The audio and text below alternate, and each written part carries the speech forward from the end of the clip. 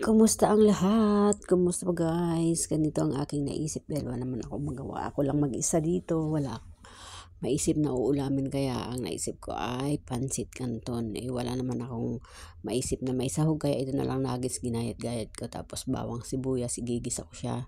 Tapos ito iprinito ko muna yung nuggets bago yung bawang sibuyas.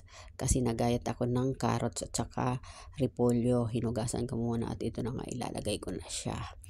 Yung carrots at saka repolyo. Pinagsabay ko na guys kasi ako rin lang naman nakakain, hindi naman ako maarte, di ba?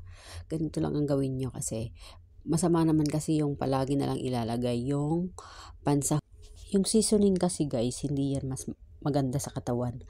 Kaya yan ang ginagawa ko. Minsan lang ako naglalagay ng ganyan yung seasoning kapag madalian na talaga wala naman akong gagawin. Kaya ganito na lang ang ginawa ko. Madalas talagang ganito ang ginagawa ko.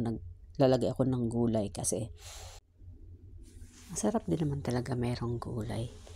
Kaya ganito lagi ang ginagawa ko kapag pansit canton ng aking inuulam.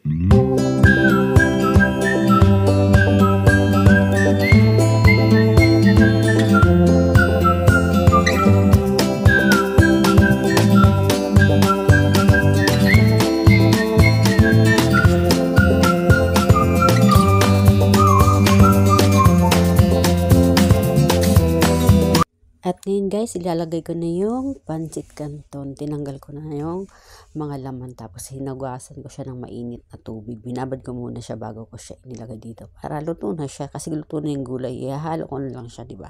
Ganun talaga kapag pansit canton nagkanito. Madali kasi madurog to eh.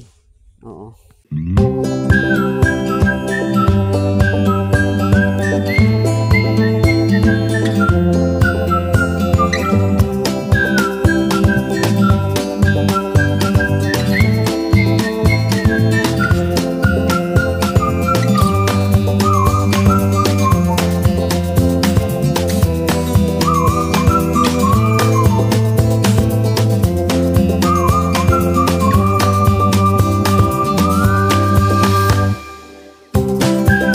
At ito na, ready na siyang kainin. Tapos na ang aking nilutong pansit canton with gulay.